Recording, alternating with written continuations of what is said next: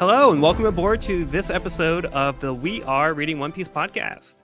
This is a podcast dedicated to following the entire story of One Piece from the beginning to end as we focus on one volume each episode. We keep the discussion spoiler-free for new fans of the series, so this is a perfect place to follow along, whether you're new to the series or you just want to revisit the world of One Piece with us. This week, we'll be covering Volume 5, For Whom the Bell Tolls, which covers chapters 36 through 44. My name is Joel, and I'll be your host today. And joining me, we have Sean. Hey, this is Sean, Samel76 on Twitter. I believe I was not here last week. I'm here making a grand return today, talking about leading up to one of my favorite arcs, so I'm excited to be back. Yeah, and you were definitely missed. Oh, thank you. But yeah, this is a good one to be back for. So, and we also have Evan. Hello. This is Evan. Sean, glad to have you back. Thank you. Glad to be back. But yeah, we had a good discussion last week. It was kind of like a middle point of the story. A lot of kind of build up to the climax, which we're going to get into today. Like we basically left off where Zoro was fighting off the Yamban brothers, and Kaya ran off into the forest with the Usopp pirates. And Django is chasing after them. So let's get right into the first part of the chapter we're going to be covering. Is actually going to be the second part of the cover story that we started last week. So let's start with Buggy's crew after the battle, part 2, Moji and Kabuji. Shushu gets his revenge against Moji as he carries Richie away, and Kabuji rides his unicycle to flee from the angry mob. Short and sweet. Nice. So I assume we did you guys start talking about the chapter page title story mini stories, or like, because I know Evan always liked the little mini random pieces of art, but this is cool too. It's a thing that goes on for the rest of the series. Is we learn that the world continues on even after we've left an arc. Exactly. So last week we saw Buggy. He was on the raft. He was trying to escape from some fighting fish. And he was still in a small form. Yeah, he was missing a few parts. So. Just a few. I must admit, I'm a little bummed to no longer see those one-offs. I love those so much. I thought that they were like just really fun and creative and random. There are still I remember a lot of just like cool tableaus that Oda does from time to time, usually in color, like just of the crew doing some random thing. I remember, so they're around. There's lots of random isolated art. Those. Yeah, it actually still mixed in this volume too. So you still get some of those breaks between the cover story. So you get the best of both worlds in this volume. This little side story has been great, though. I think. Buggy is like my favorite villain so far, so it's nice to have his story continued. And I'm kind of hoping, like, secretly that he'll make his appearance and we'll kind of like see this plot line cross with the actual plot line that's happening in the story. So time will tell, right? Because now we know. Now we're getting a little insight on, like, what Buggy's at, what he and his crew are doing currently. So it'd be cool to see the paths cross again. It would be cool. And I like how we have Shushu get the bite in on Moji. A little bit of a payback. And Moji and Kabuji are just running away from the town people here. So they're still stuck in Orange Town. Buggy got sent flying somewhere else, and they're stuck back over in the town here. But yeah, that's about it. So let's get on to the actual chapter 36, After Them. The Usopp pirates run from Django while trying to protect Kaya. Django suddenly throws his chakram to cut down the trees in the forest. Back at the shore, Usopp can hear the sound of the trees falling and becomes concerned about his friends. Kuro mocks Usopp as he's helpless to do anything to save them. Kuro tells Usopp that he doesn't have an ounce of remorse and he only saw Kaya as a means to an end. Realizing that time is of the essence, Usopp tries to make a break for it, but Kuro orders Butchie to intervene. Zoro's having none of that and takes Butchie down. Unfortunately, Usopp is at his limit and falls to the ground, unable to gather the strength to move. The pirates mock Usopp, but Luffy is having none of that either, and takes a boulder and throws it at the pirates, who aren't laughing anymore. Butchie isn't ready to throw in the towel, But Zoro is ready to end this. He cuts Butchie across the chest and finally puts a stop to the fight. Zoro tells Luffy that he'll carry Usopp into the forest since he knows the way around. Luffy stays behind to take care of Kuro. Kuro tries to stop Zoro, but Luffy is able to hold off the butler to give Zoro an opening to get out. Kuro disappears and tries a sneak attack on Luffy, who is able to dodge.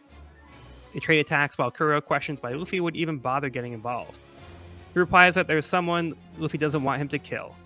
Meanwhile, the Usopp pirates are still fleeing. Django is closing in. Kaya is overcome by her fever and needs to stop for a moment, but Django is able to find them. All right, so who wants to kick off the conversation on this one? Let the battle commence. Yep, things are getting heated and bloody, and I hate to sympathize. Well, not sympathize is the wrong word, and Luffy gives him a good shutdown later, but I gotta admit, Usopp with his ass in the air is kind of a funny image. He really does just commit to that downward dog pose of just being like, okay, I take a nap right here. I take a nap right here. Just like, but he's committed, even if he looks silly. And as Luffy says, like, maybe shut the hell up before I murder all of you. So, and that shuts the crew up quick. Yeah, that is a great moment for Usopp, though. I mean, while it's probably not the most dignified position to be in, it still shows like that he is trying to gather that strength and that willpower to keep moving because he wants to protect his friends that badly. Yeah. So this is like a really great like feat of courage for Usopp, even though he doesn't really accomplish it on his own. Just like that will is enough to inspire Luffy and Zoro to take action and help him out here. The willpower on display is undeniably admirable.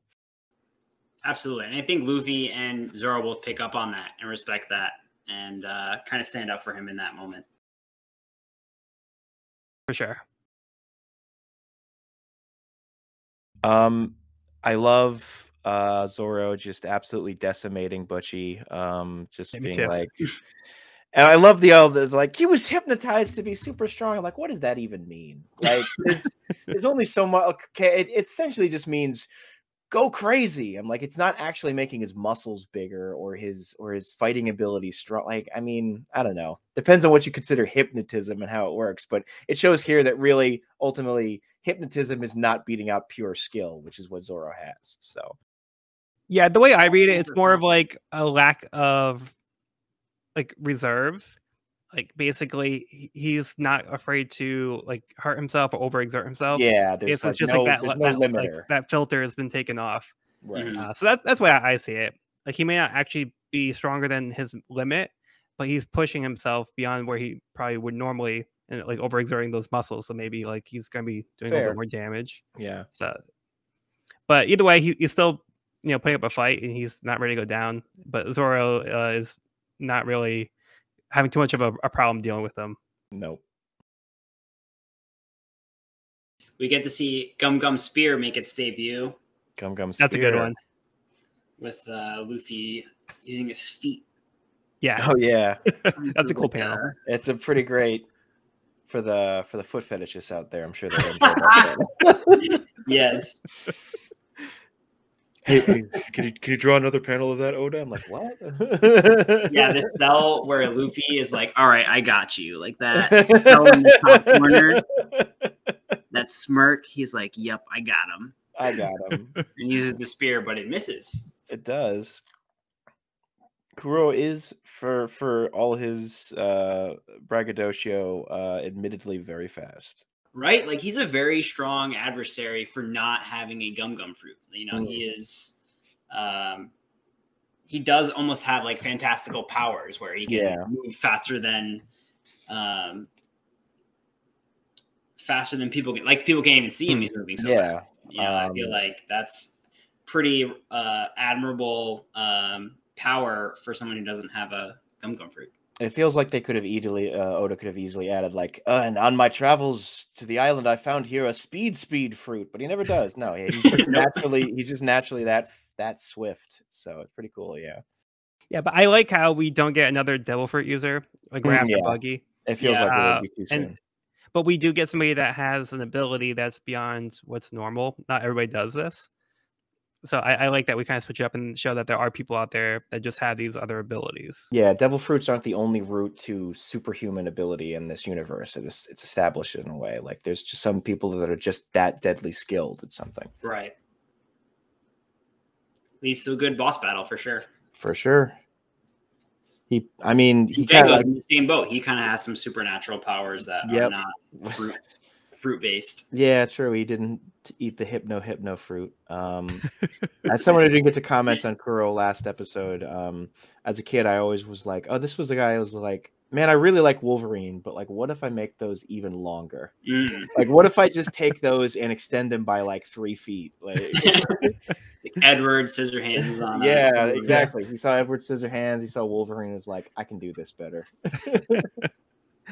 5 cores better than 3. Yeah, Zoro would agree. Yeah. Well, he would agree. He's like, maybe I just need 3, but better than 2. I don't numbers, the letters of math.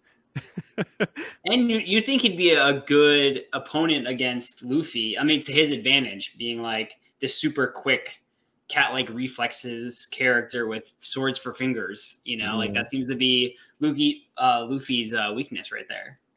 Yeah. So we've established in the past that like it's more like the blunt objects like bullets he can bounce off, but like blades like will pierce him. Right. Yeah, it's a dangerous fight. Dangerous opponent. I also wanted to backtrack to Django. Yeah. Because the past few episodes we're kind of like harping on him for not really getting the cat theme, but I want to make a correction because he does have like that like on his chin, like kind of like the Sphinx, like the Egyptian sort of reference. So like the Sphinx does have kind of like the body of a lion, and also with the Egyptian theme, like they worship cats, so he's actually more on brand than we initially thought. But like his getup isn't like overtly cat-like, but he is still on theme in his own different kind of way. Okay. So yeah, I just want to point that out, make a correction. In case that does come up. He's not totally off brand. Yeah, so I want to issue an official apology to Django. We're being too hard on you. He at least dipped his toe into the branding. He's like, has anyone here seen Office Space? It's been a while, but he just put on enough flair on his. Oh yeah, the flare.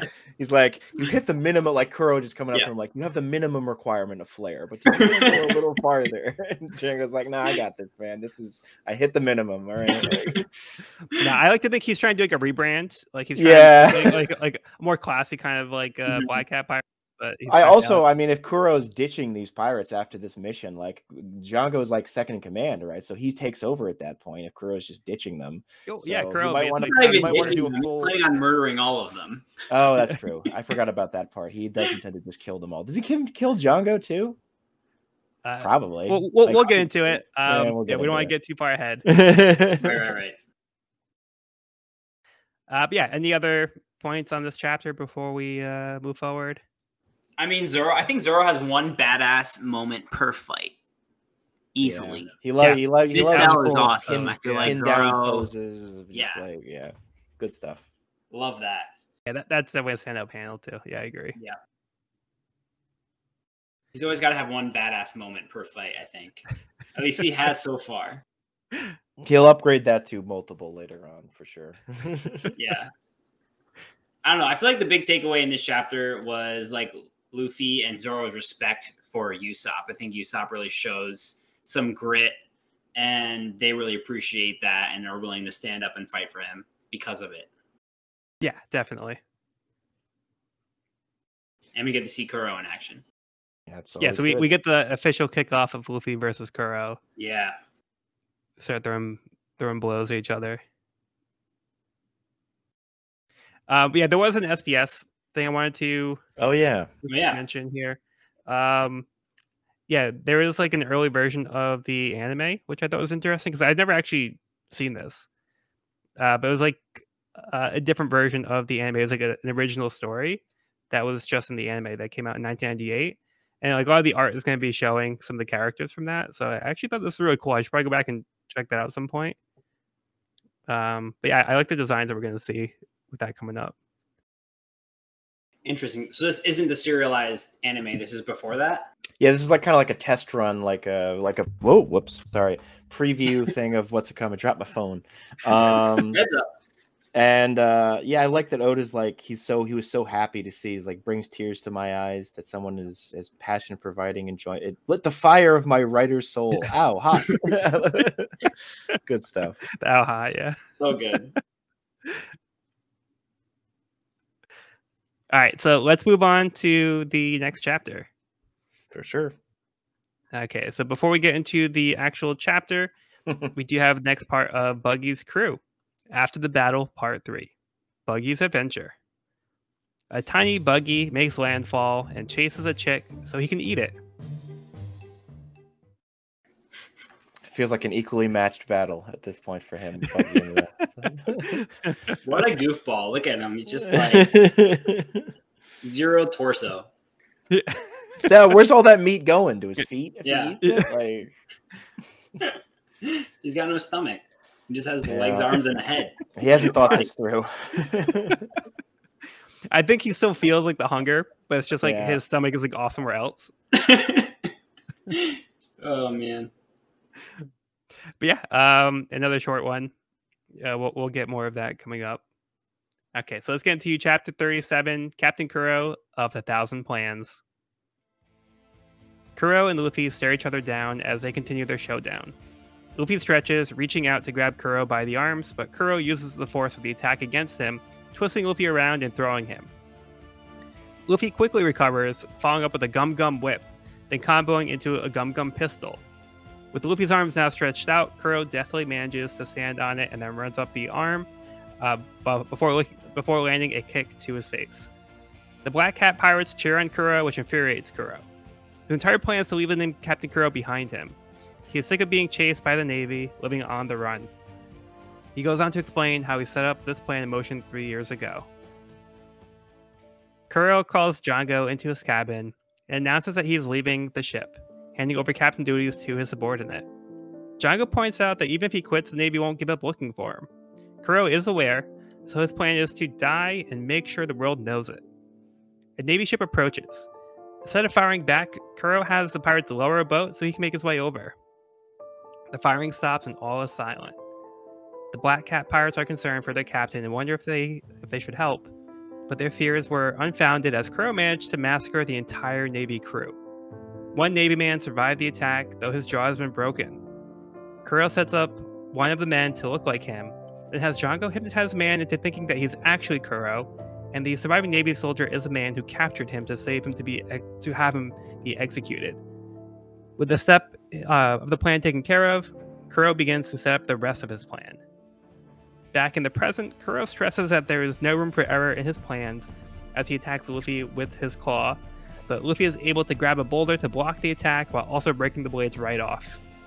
With Kuro being down one set of claws, Luffy takes the boulder and smashes Kuro with it while scolding him for not committing to being a pirate. Luffy states that as far as plans go, Luffy has his mindset on an even bigger plan. All right, Sean, I want to know what your thoughts on this chapter was. The origin of Captain Morgan. Wait, what? The guy. So the man that they hypnotized, that the Kuro hypnotized and defeated and broke his jaw. It's Morgan. Like, it's his face. You can see. And the implication, not even implication. What happened is he has Django hypnotize Morgan into thinking he captured Captain Kuro. And that's what he learns, and they hypnotize the other guy to being Captain Kuro, and that's how Morgan gains his position. What? Was through complete deception. Was just he got his ass kicked and then hypnotized. Like, it shows even how, despite how much the man likes to say, "I am great," not that great. I never put that together. Yeah, yeah, Sean, you hit the nail on the head though. Yep. Yeah, it's like he says that he's so great and he didn't even earn his He position. didn't even earn his position. Amazing. Yeah. Oh my gosh, that's so good. It's one of the early examples of. I didn't know. I'll say this. I did not know this when I first read this. I was just like, "Oh, who's this dude?" I didn't put two and two together until. Yeah, I don't think a lot of people did necessarily.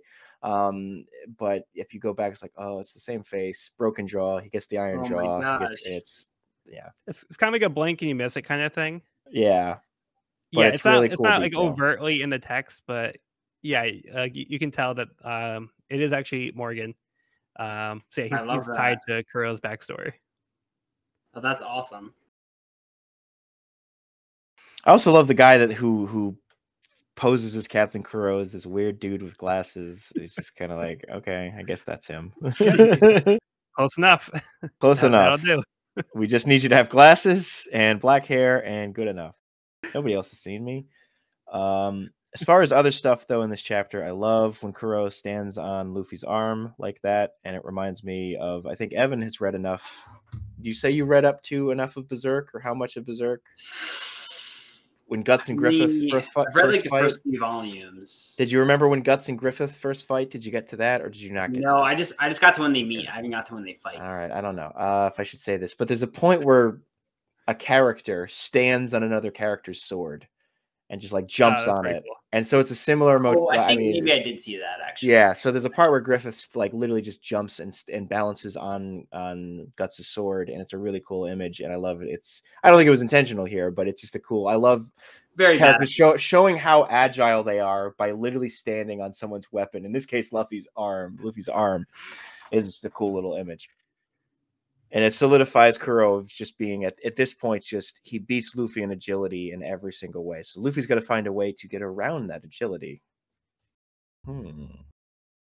Yeah, and it's cool that he also follows up by like running up his arm. Yeah, so, and Luffy tries to retract, I think, but it doesn't really matter at that point. Kuro's moving fast enough, he can just wrap the arm. Yep. And then the him getting, I always love characters who get face punched. Their face just turns into like a squished muffin, just absolute like caved in. I mean, it works more for you understand that Luffy was okay about this because he's the rubber man. Because with anyone else, if this happened, they wouldn't have a skull anymore. Like it'd just be like meatloaf in there. But it's fine for Luffy. But yeah, it's good stuff. Yeah, that's a good panel. That is a great panel. I also like some of the backstory where, Kuro is kind of planning his 3-year plan and has all of these things in place. And his crewmate is telling him that, like, what was the line?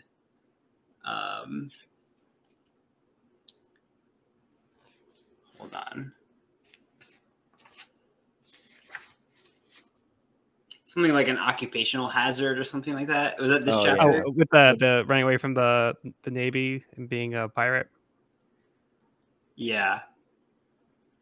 They were saying like this is an occupational hazard of having and pillaging is like being chased by the Navy. Yeah, it's just kind of part of the life, man. You got to deal with it. Like, yeah, like I don't want to. It comes with the job. Yeah. I feel like you really get some insight on like what the life of being a pirate really is and like, some of the consequences of that in this backstory. Yeah. And you see Kuro like not wanting that life really. So that was kind of an interesting insight onto the life of being a pirate, from a different perspective. Yeah, but I like the whole way that this is like orchestrated. That Kuro basically had like an eject button for not being a pirate anymore. So like I don't know if he just like had this dude like always with him like on the crew as just kind of like with this intention. Like I always gotta have like a lookalike so that way I could always like pin on him. Right. So yeah, I don't know like how long he had this kind of in his back pocket, but yeah, he decides like this is like the point where he's like I'm just done. So yeah, I just like the whole way that this plays out and how his plan ends up being what it is. It's pretty thorough. Like you got like he puts all the pieces in play and he gets it done. And there's a roguish admiration I have in that, even if he's too much of an asshole to really like him. But like, okay, not bad, dude, not bad. I get what you're doing here. I see what you're doing. You're doing. I don't like it, Like it's the Brooklyn Nine-Nine thing. Cool plan, still murder, or cool motive, still murder. But yeah.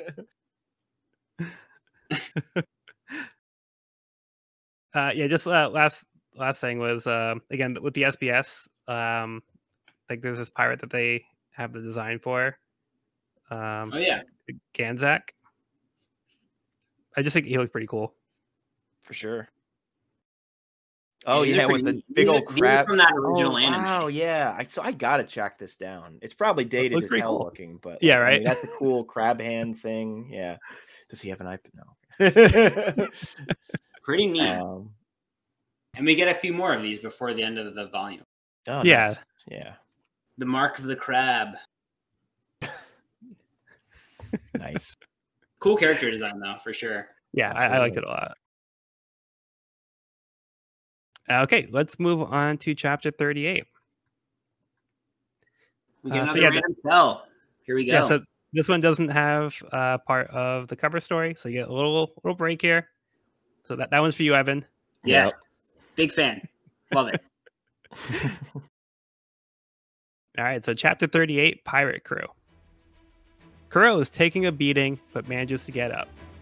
His former crew are cheering him on, but remember they aren't supposed to call him Kuro. They try to remember what the people in the village called him. Claw something. They just settle on Mr. Claw. Kuro tells him to stop and he'll deal with all of them later. Over in the forest, Django is able to put the Usopp pirates to sleep and is now trying to get Kaya to write the will, but she is refusing to be hypnotized. Django is losing his patience and becomes forceful. But thankfully, the Usopp pirates were faking the hypnotism working on them, and they jump on Django. They're able to escape for now and attempt to sneakily attack, but he stops them. Back at the shore, Kuro reveals that he had no intention of ever letting any of the pirates live all along. Anyone who knew him as Kuro must die. Kuro goes on and says that their role is to obey him as faithful pawns to their captain. Luffy taunts Kuro that he could never beat Usopp, no matter how many men he has. Kuro takes offense to this and tries another sneak attack on Luffy, but this doesn't work as Luffy is able to counter. After all, Kuro doesn't even look like a pirate. Kuro tells Luffy that he'll show him a real pirate. Kuro begins to slouch and takes a stance that the rest of the pirates recognize, the out-of-the-bag attack. They begin to panic and plead for their lives to no avail. Kuro vanishes. After a moment of silence, claw slashes start appearing on the sides of the cliff, and the pirates are starting to get cut up. The pirates explain that Kuro's going so fast that not even he knows what he's attacking, as he swings around indiscriminately. Luffy is stunned as Kuro cuts down his men, and then Luffy gets cut himself. Luffy shouts at Kuro for not caring about his crew. So, Evan, what'd you think of this one? All right, the cat's out the bag. Cat is unleashed. Yep. Yeah, I mean, I think the fighting continues, and we really get to see how strong Kuro really is. By the end of this chapter, he seems pretty powerful and hard to defeat. Yeah, when he moves super fast like that, he kind of reminds me of when my cat gets like hungry for dinner and just like runs around the house. So it's kind of a lot like that. So I guess where Kuro gets the move from. It's like watered down Luna at dinner time. And not quite as fast, but not quite as fast. Pretty close. You get the idea. Yeah, I mean, it feels like the crew just doesn't want to believe what he's saying because like he's multiple times he's like, I'm gonna murder all of you after I win. So like, why bother rooting for me? Like, but they're just like, no, come on, Cap, you just you gotta be joking around, right? It's like, nope, straight murder, no witnesses. Like, well, shit. Around here. I love at the beginning of this chapter when Usopp's pirate crew is attacking Django, and Onion brought pepper blinding powder and is using it to fight off Django. I thought that was very appropriate for our little vegetable medley of pirates. Yeah, I think it's totally like in their wheelhouse for like the right on brand they would do. Yeah, I thought that So was they so would use funny. like those tricky tactics, like for things that they have like access to, like just like around the house or whatever. That was great. Good stuff. I think one of them just like whacks him in the knee or the nuts or something. Yeah, 'cause Hits he him in the starts nuts. Yeah. Yeah, a classic. Classic. With a baseball bat right to the nuts. Here's the cell. Or whack. I think, yeah. Now that you show that panel, I've been noticing it's interesting. Like he's been using different lettering, like with that has like more of like a 3D quality to it. Yeah, that is a I cool feel one. like he's experimenting a little bit with like different types of like words on there. Like, I seem to do that kind of style like a few times now, but like I think it's only been like in this arc. Yeah, definitely not the norm. I like it though. We're even I in the like same on the same yeah. page. This one with like the halftones. Yeah, I'm enjoying it. I think the lettering, like overall in this series, has been really good. I've been really enjoying that. I like the really massive lettering that takes up, majority of the frame. It's been great. Good stuff. Good stuff. Yeah, massive respect to Usopp's pirate crew. I feel like they're really showing their grit and their determination. I have no doubt Usopp would be very proud of them if he knew precisely. Usopp would be so proud. So proud. he taught them well. He did. Yep. I love that Fearless. the page 10 Kuro's like, I never intended to let any of you leave here with the I mean, it's like he's injured, so you'd think the blood would make him look less imposing, but it makes him look more imposing. Yeah, Actually it makes him look cooler. He's kind of like backed into a corner kind of thing. Yeah. Yeah.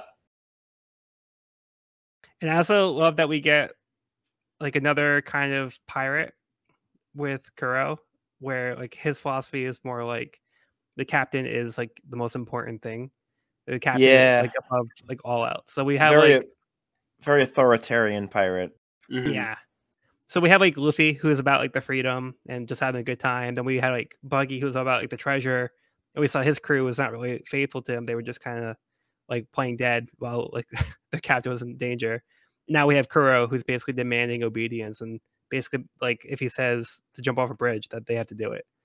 So we have different philosophies of these pirates, and Luffy is basically like challenging these ideals and trying to show like his way is the way to be a pirate. And he calls Kuro out for like how he's being too. Like he's basically giving pirates a bad name. And Luffy, yeah, right.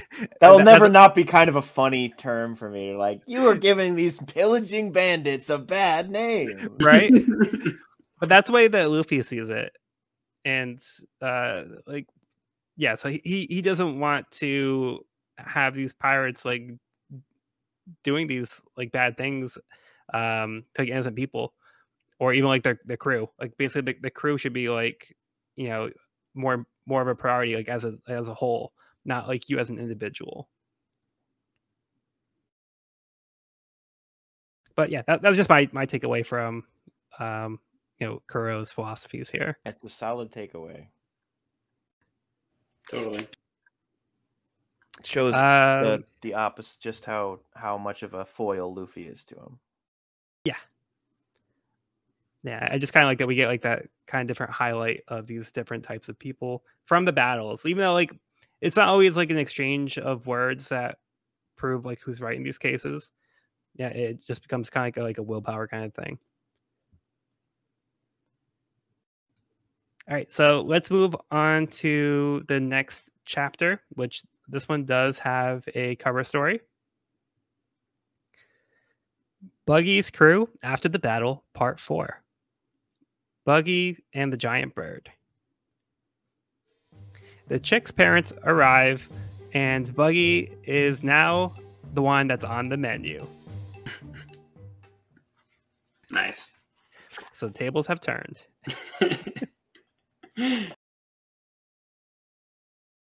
I love this version of Buggy so much. Yeah, right? It's his best form. That's what true perfection looks like. Yep. But Parent Bird is not happy. There's a glare. Buggy's face is great over here too. Yep.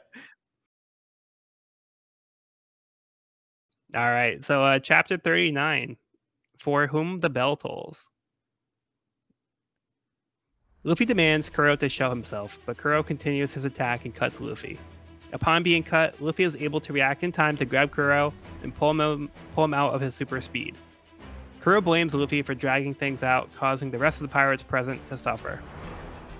Kuro begins to initiate his out-of-the-bag attack again, but Luffy stretches around Kuro, holding him in place. Cutting over to the forest, Kaya gives in and agrees to write the will if he doesn't hurt the kids anymore. Pepper is not ready to give in, but Django kicks him away and knocks him over to the rest of the Usopp pirates. Kaya grabs Django's chakram and threatens to take her own life without signing the will, so Django agrees to let the kids live. Kaya completes the will, but now Django has to kill her so Kuro can receive the fortune. As Zoro and Usopp run nearby, Usopp spots Kaya as Django is about to strike. Zoro throws Usopp down, but is still too far away. The Usopp pirates gather their courage and attack Django to stop him. Django fends him off after a moment and is able to continue his attack on Kaya. Zoro slashes down a nearby tree, creating a clear shot for Usopp to shoot his slingshot. Back over to Luffy and Kuro's fight, Luffy still has a hold on Kuro. Recognizing that Luffy is the pirate's best shot at survival, they begin cheering him on instead of Kuro, but Luffy yells at them that they're next. Luffy stretches his neck back, then simultaneously slams his head into Kuro's face with the Gum Gum Bell, while Usopp's exploding star lands on Django. Pretty epic conclusion to the fights here, both at the same time. The bell tolls. They're Metallica fans over here. I wonder if that was the original translation, or I mean, probably. It's a pretty big band. I don't imagine Oda's heard of them. You talking about Metallica? Yeah, just the title of the chapter being. Yeah. Like, I mean, the phrase "For Whom the Bell Tolls" existed before that song came out too. So fair enough. I can't just put all the credit on those guys, especially Sanji. I'm with you. I love. It's like I think my favorite part of this entire arc is the pirates cheering for Luffy, only for him to stretch his head all the way back and be like, well, I mean, he was going to do that regardless, right? But just to take the moment to be like, assholes, you're next. And then they're like, well, shit, we got no options. Now, I don't think Luffy's going to kill them all, nor does he, I think, kill Kuro, but in the moment, they are kind of stuck between a rock and a hard place of like, well, shit, no matter who wins here, we're not getting out of this in any in a fine health, I don't think. There it is. Yeah, I think they realize that, they don't know what Luffy is capable of, but they know that they can't handle Luffy. If Kuro can't even handle Luffy, then they don't stand a chance. But it is fitting that Luffy does, finish him off with the Gum Gum Bell. So I guess what was that? What do you think the naming idea was behind that? Is For Whom the Bell Tolls. I guess it's just like, like ring your bell. I mean, like you can. That's what I was thinking. Like ring your bell, maybe. You can do that with a regular punch headbutt. Too. But the headbutt doesn't really seem to matter much. But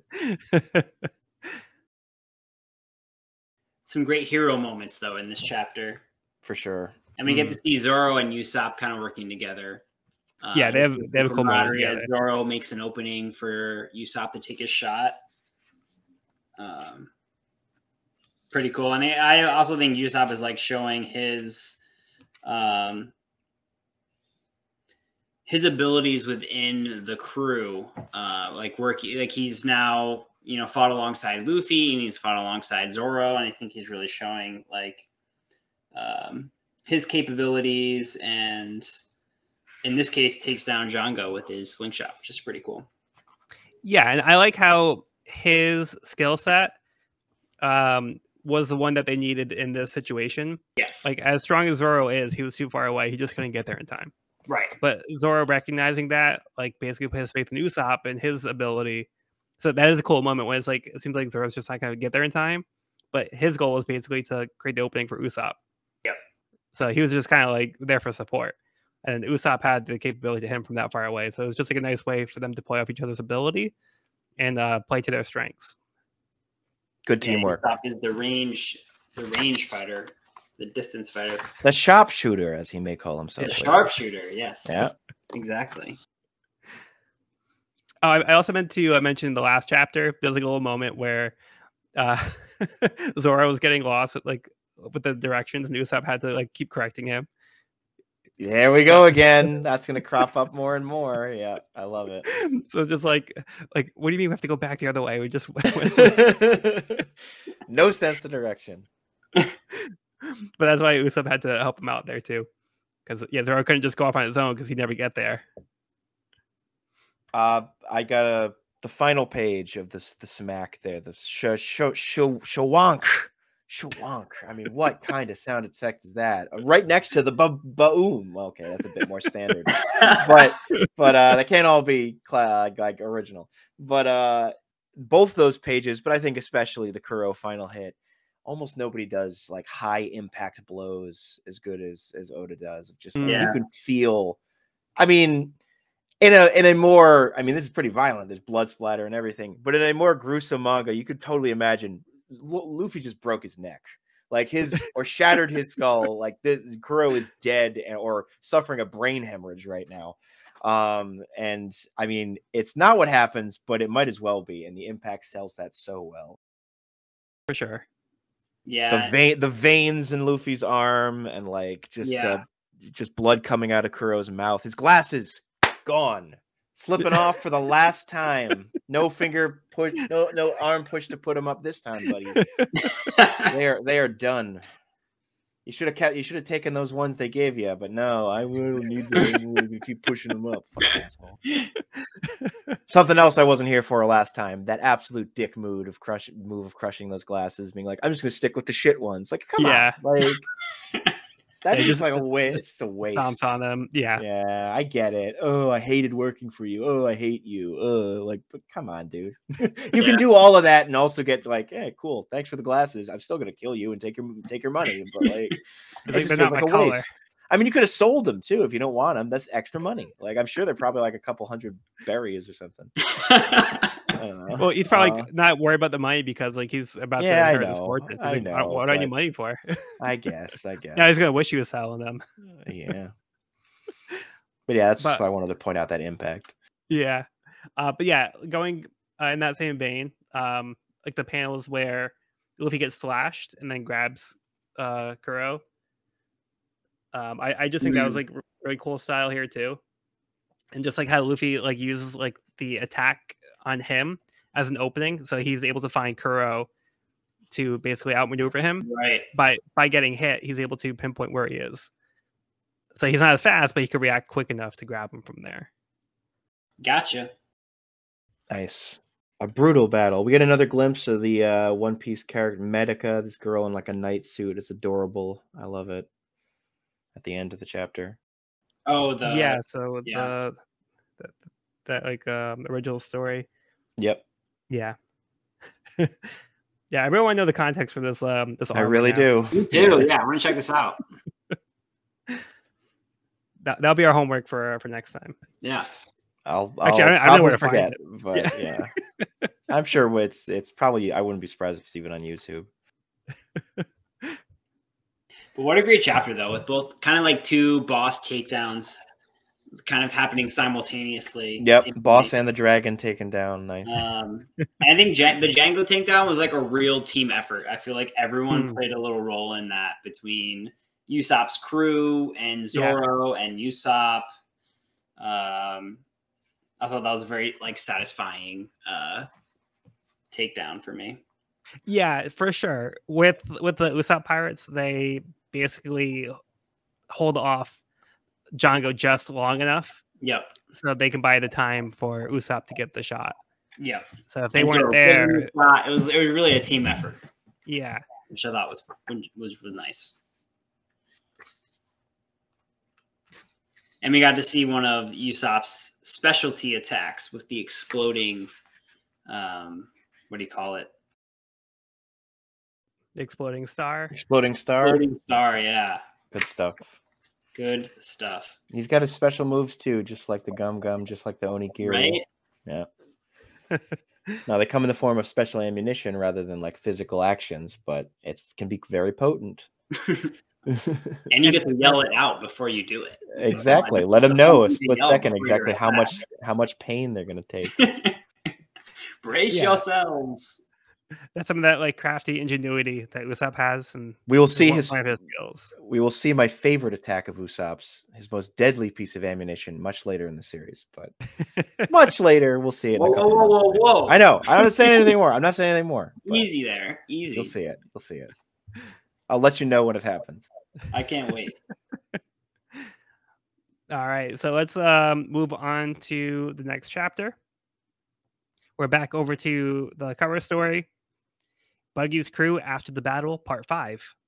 A game of wits. Buggy sets up the trap. Buggy sets up a trap in the ground and hides while the giant bird is not falling for it. Literally.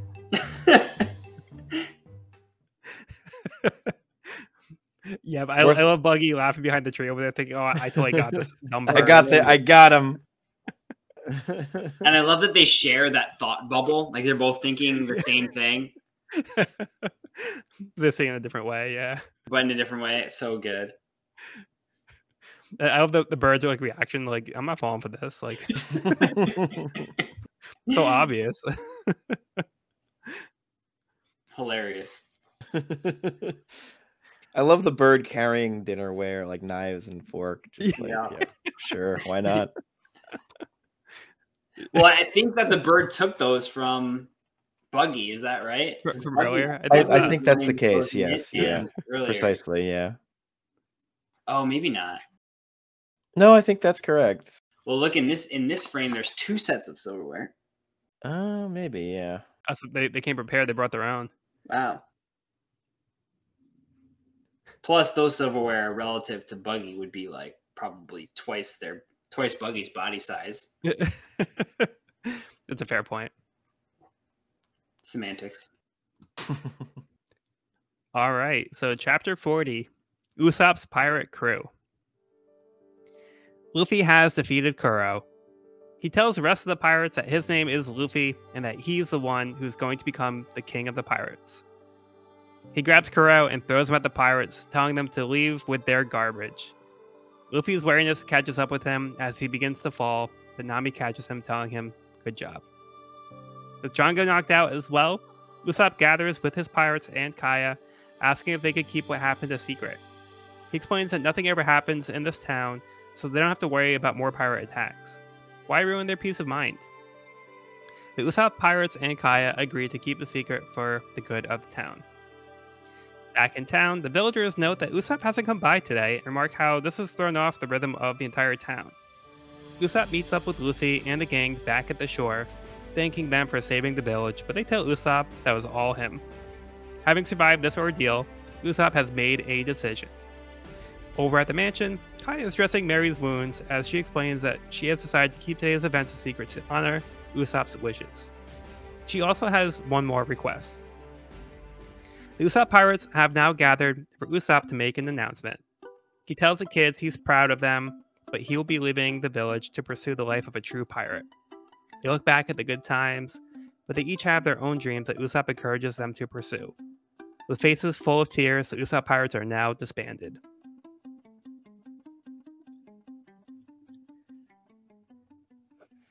Sad times, but new beginnings. Oh, yeah, bittersweet. I think this spread might be one of the best ones in the whole volume. Yeah, the use of space in this panel is really great, and then the zoom in on their faces. Yeah, I really like the panel layout in this case here. I agree. I thought that was really well done, and there's a lot of emotion in those drawings, and it is a pretty heartfelt moment. You know? It is.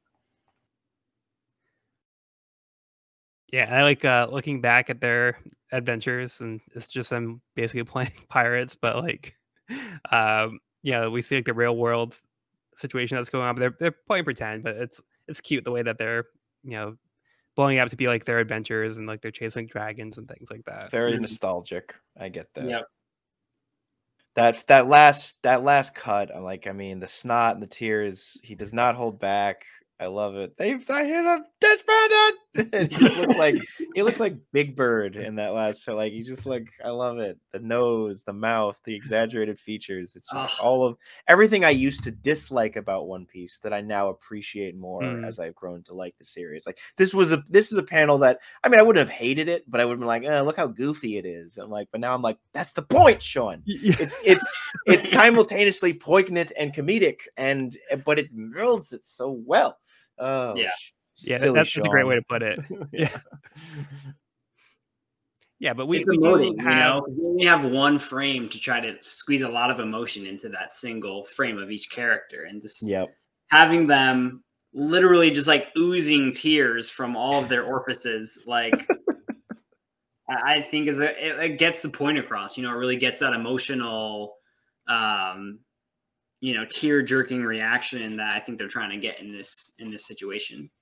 Yeah, just like the exaggeration, just really kind of puts it above like where you would normally put it if it was like just like a regular typical reaction. But like that's what I love about Oda style. Like Sean was saying, like it's something that you might not appreciate at first, but like once you kind of get a sense for the series, like you can really appreciate like those details and like what Oda's conveying from these images. So his style really plays well with the series, and like Sean was saying, there's like a perfect kind of blend of like these different ideas, and it creates like this something that's like totally unique.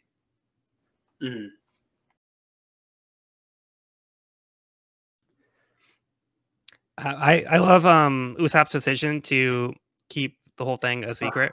Yes, it's just another wacky Usopp day. Yeah.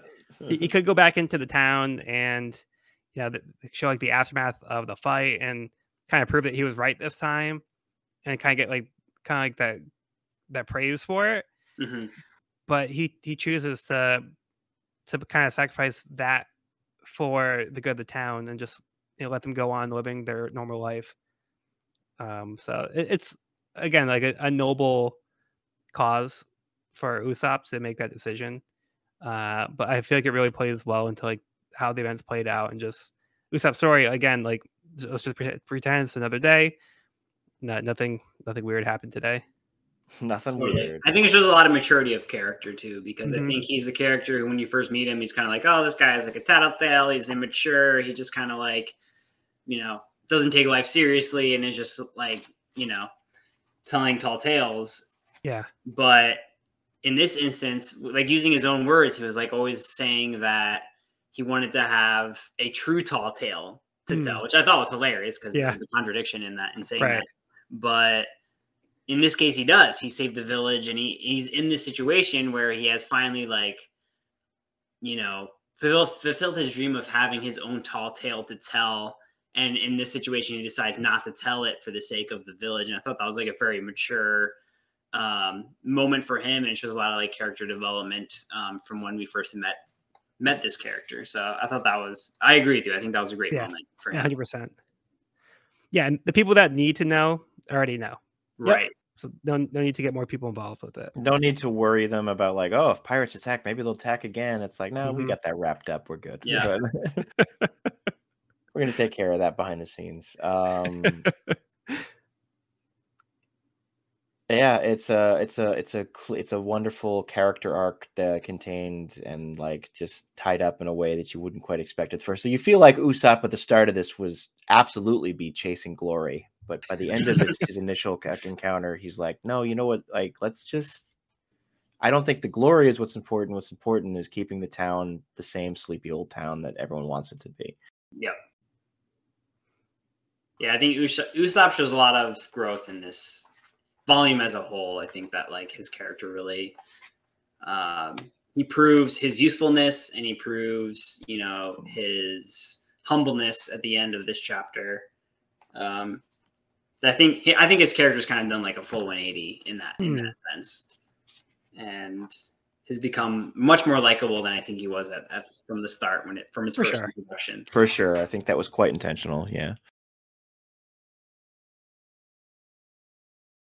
Yeah, so he goes from playing pirates, and now he's put into a real life situation, and he kind of meets the test. Like he passes the Mhm. test, Yep. and he's able to overcome that and prove his worth. So he kind of proves himself in this case. So it's kind of like a good trial for him to get into like the real pirate life here. Absolutely. I just thought of the dumbest reference I could make right now when you guys said pass the test. Like, I'm gonna make it. Okay, so Usopp is Jesus from Last Temptation of Christ. Because at the end of that movie, and I'm not a Christian, but I love this movie because I love Scorsese's work on it. Like Jesus is like, he's given a vision by the devil of a happier life of everything, and he's like, no, and then he realizes that he's like, I passed the test. And it's like, yes. So that is clearly what Oda was going for. Was a Jesus metaphor here. Wrap it up, Obviously. boys. That was the plan all along. Yeah. Yeah, last week we kept talking about all the Jesus references with the Usopp character. And Yep. just how many It's times so, like they're lying. Oda. He plants the seeds and we watch them grow. Like So good. But I also really like the moment with Nami and Luffy. It's just a small little moment. Yes. But yeah, it's just like a little tender moment where Nami catches him. Yeah, you can't stand. Yeah. And then I like how Zoro's a great doing that moment. panel too. Zoro's kind of like going back into like out of combat mode. So he takes the bandana off. Mm-hmm. So yeah, nice little wrap up there. Yeah, that was a great moment with Nami and, like you said, Luffy. And she's just like, "Good job, Yeah. you did the right thing there," and I appreciate that. For once in your goddamn life so far, Good job. you did the right choice. You made the right choice. Yeah. Okay. Any other thoughts before we move on to the next chapter? I think we're good to go. Yeah. Oh well, I'm glad to see that goddamn lamb man is all right. But yeah, Barry, I will explain the reference to that later. I feel like I finally have to introduce you to Nun Piece. goddamn lamb man. Goddamn lamb man. Okay, but yeah. There's so many. Who plays a role? Who plays a crucial role coming up? He does. So might as well reintroduce him now. Yeah. Let's get right into it. All right. Chapter 41, To the Sea. Luffy and crew recover by eating their fill back at the restaurant. Kai finds them there and offers to give them a ship. Meanwhile, Usopp is doing some light packing so he can begin a journey of his own. As he walks out of his house, he has a rocky start as he tumbles down the hill. That's nothing though, just a taste of the adventure to come. Over at the beach, Mary presents Luffy's crew with their new ship, the Going Merry. Suddenly, Usopp makes his grand entrance as he is once again rolling down the hill. In order to prevent their new ship from being damaged, Luffy and Zoro stop Usopp from rolling with their feet to his face. Usopp tells Kaya he's really heading out to sea and she can't stop him. When she next sees him, he'll have some real stories to share. Usopp bids farewell to his new friends, Luffy's crew, but Luffy asks why. Usopp is confused at Luffy's unfriendly behavior, as they might cross paths at sea again someday. Zoro clears up the confusion by telling Usopp to get on board. Luffy tells him that they're a team, after all. Usopp is eager to join them as the captain, but is yet again shut down. They set sail as the Usopp pirates watch from a distance. They think back about how Usopp made things fun around there, and how the villagers will miss Usopp when they hear the news. They come up with an idea. As Kaya and Mary watch, Kaya admits that it was hard to lie about not wanting to stop Usopp from going. Mary begins to tell Kaya about when Usopp was a boy. After his father had left, his mother became sick and was bedridden. He would come running, shouting, "The pirates are coming! Dad has returned!" They can all go out to the sea when she gets better. Usopp's mother tells Usopp his father isn't coming back, but she is glad she married him. Grappling with having to let his mother go, he can continue to make up tales about medicine that would make her better. He can keep dreaming. He continued to shout the pirates are coming even after his mother's passing. Mary suspects that Usopp was hoping that his dad would return to take him out to sea with him. Having lost both his parents, he came up with his own hope. He tells Kaya to stay strong for Usopp. She knows and tells Mary that her dream is to become a doctor. Luffy and his crew celebrate the addition of their new member as well as their new boat. They set out on their new adventure, while back at the village, the former members of the Usopp pirates run through the town, shouting, "Pirates are coming!" Adorable. Absolutely Adorable. wonderful ending. Yeah, this is a great like falling action after the big fight. Introduction of the merry-go. Oh, I love Yes, it. merry-go. Yeah, so one thing So I you wanted said going to merry? one thing I wanted to talk about is in the Viz, they call it the merry-go. Yeah, So I know it's the with going merry. I've heard both over the years. so the way that Japan talks about boats is they have the word, they say "go" at the end, so that signifies that it's a ship. So when you say "merry go," you're saying it's merry. That's a ship. So you could call it merry, but I know the Funimation dub calls it the Going Merry, and I think the name is usually called Going Merry. That's what I always go off of. Like Merry Go, I know that's what they say here, but I think it's just kind of like a translation type of decision. So I don't prefer saying Merry Go, but a lot of times it's just gonna be referred to as the Merry. I'm gonna It's end not up really relevant. I'm gonna end up calling it that a lot, just as a heads. Like I'm not super particular on either, but I kind of grew up with the merry-go, so that's what I'm gonna end up calling it a lot. But yeah, Joel's basically right, I think. Yeah, it's not like a wrong or right. It's just kind of like a preference. I don't thing. think I don't think this is the same as like what was the other one? Like the Well, Orange no, Town thing. well, yeah, and also Yeah. no offense to Evan because I've heard him a couple of times, but the Usopp versus Usopp or something. Oh. It's fine, whatever. Yeah, I don't even know which one I've been saying. It's okay. I let it go. That's like I let it merry go. Well, being someone who's only read the manga, they reference it as merry-go. Yeah. So in the Viz version, their official translation, they refer to it as merry go. Okay. But I think the go is only there because in the Japanese text it said go because it being a ship. So again, so it's technically just called the merry. Like the going isn't even a thing in that version. Like I believe so, but again, I haven't read the original Japanese text. But from what I looked into, I think that's why they say merry go is because it's a ship. Gotcha. Because I mean, in the cell where they introduce it, it's the merry-go, and merry-go is bold. Yeah. In this situation, the words merry and go and going have just melanged in my head at this point. They mean nothing. Yeah, like I said, it's a preference thing. So yeah, you're not wrong saying one or the other. Speaking of, check out this ship. Yeah, like I say, I'm excited so to just cool. The ship is here. It's great. The It's grand a reveal. Caravel. And which Oda describes or has like a little footnote on the left-hand side there. Yeah, did you want to read that? A kind of sailing ship common in our world's 15th century is what. Here we go. This little subtext for Caravel. I love Usopp's comically massive backpack. Yeah. It's like the size. Like oh my gosh! I refuse to believe, like Usopp, that you have enough. I feel like he overstuffed that just to make it look important. I can't imagine he has enough personal belongings to fill that thing. He's just like half of that is just like blankets and shit. Well, he's actually like junk in there. Yeah. When he's trying to squeeze out the door and the entire house is bending. You see that? Yo, that was he like tears a door frame open. Literally tears the half the wall off of the house. That was so great. And he's like bloodied up. He gets like pretty bloodied up from that.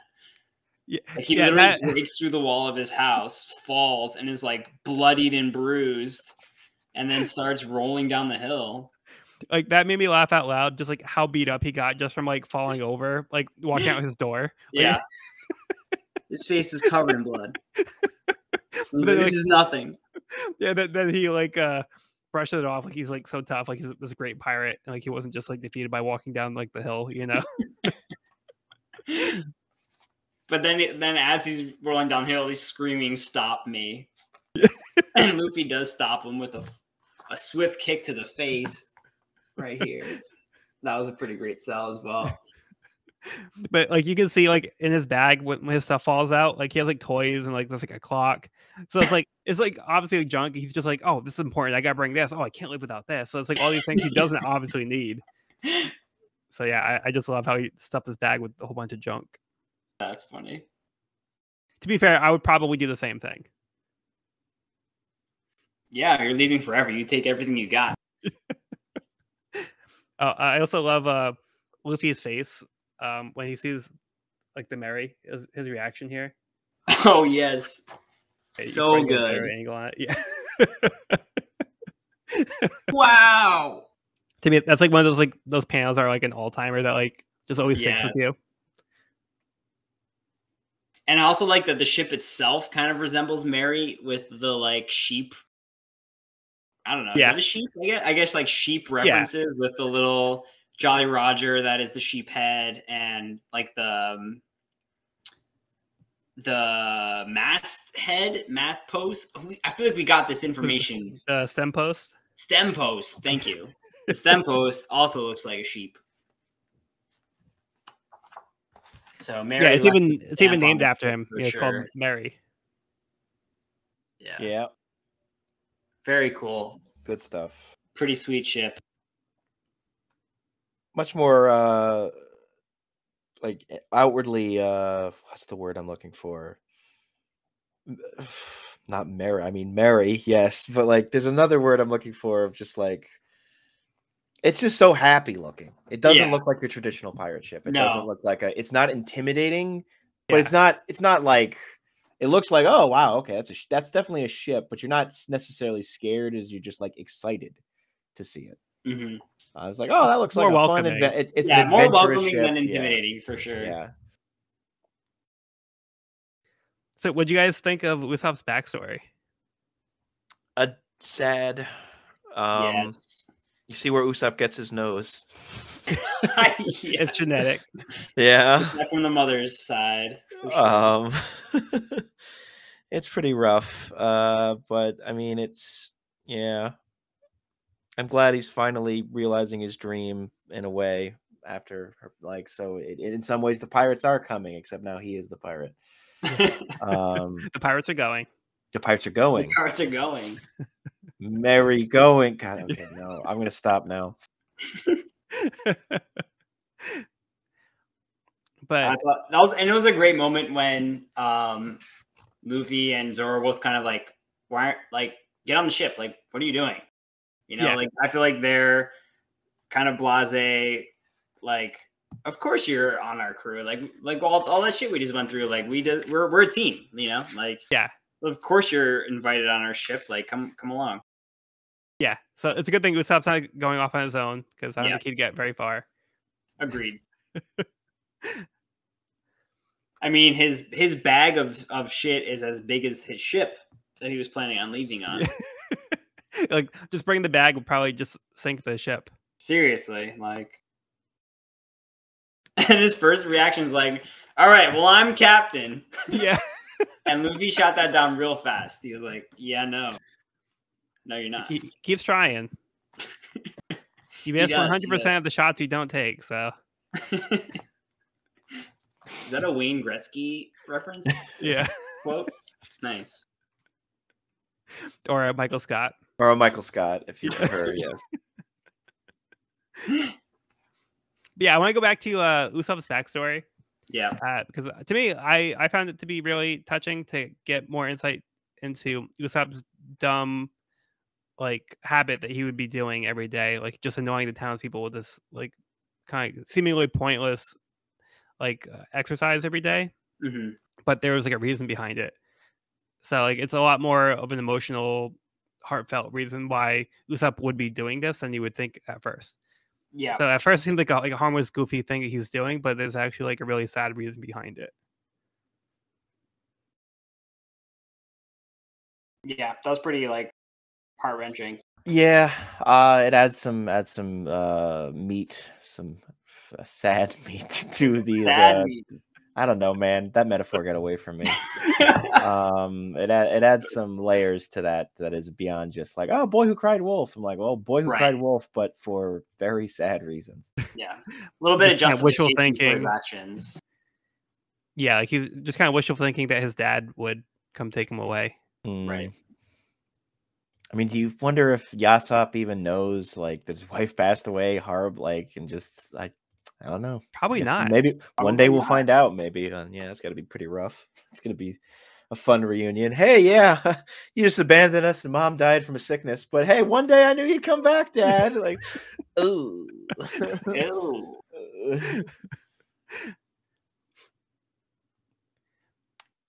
But onward and upward.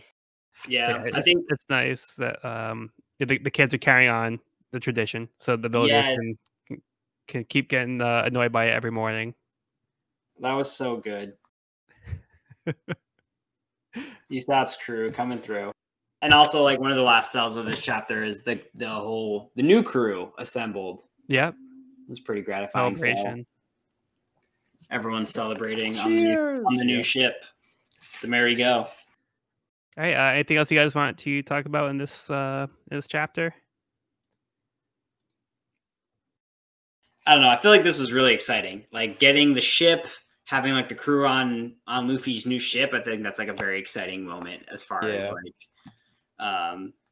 it's a big step because I know that was kind of something that I feel like he's needed from the start, ever since he's begun his journey on becoming a pirate. You know, having a pirate ship is kind of a quintessential necessity that you need to have. You can't just go around in that like trying to squeeze 4 people in that tiny little rowboat he had. Yeah, before. It's not going to go well. Yeah, especially on the Grand Line. Nope. Yeah. Yeah, I feel like getting the ship was a very gratifying moment, and it's a very cool looking ship. So I'm very excited to see, where this takes them. Literally. Definitely. Yeah, I just had a few little things I wanted to go back on. So I thought Kaya's explanation that she was sick because like the shock and the sadness of her parents passing away. I know it was like a traumatic thing, but to me it seemed a little far fetched that she'd be sick for 3 years because like her parents passed away. Yeah. I always kind of read it more that like Kuro like would have been like poisoning her or something to keep her like weak during that time period. Yeah. So maybe she doesn't know. Maybe that was her explanation. But that's not like in the text anywhere. That's just something that I felt would have made sense based on those circumstances. But yeah, I always found that a little weird. That was I think that's a perfectly acceptable headcanon to have. I think I'd share it. Yeah, of like imagine if she learns that later in life or something. She'd like even from beyond, well, not beyond the grave, but even after all this, Klahadore still comes back to haunt me, you fucking asshole. Kuro just laughs in his cell in between like Ghoul. I poisoned her that one day. Yeah, I was ready because like he would keep bringing her tea like every day. So now that she's not getting the tea anymore, she's up and about. She's doing fine now. Yeah, I wonder. Convenient timing. Just something to think about. Think you might be onto something. Might be onto something, Joel. And I also thought that Luffy had like a funny line where like he was trying to say add the icing on the cake, but he said adding insult to injury. Yeah, I had to correct him. And Zoro corrects them. Luffy's inadequate acceptance of grammar is a good running theme that continues on. Yeah, so I just thought that was like a funny little gag I wanted to point out. That was funny. Always point out the gags. Okay, you guys ready to move on to the next chapter? Oh yeah, here we go. We're getting somewhere. All right. So let's start with the next part of the cover story. Buggy's crew after the battle, part 6. A trip through the sky.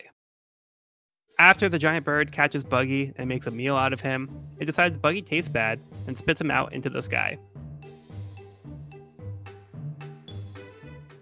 There's no meat on him. He's all limbs. There's nothing there, man. It's all bones. All bone. Bones and gristle. Buggy gristle. So once again, Buggy's airborne. Yep. It appears to be his main form of travel nowadays. Buggy's blasting off again. Buggy Airlines here.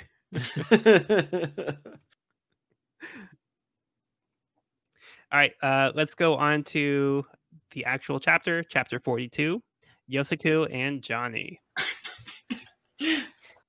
Luffy finishes painting their flag with his Jolly Roger, and it's not good.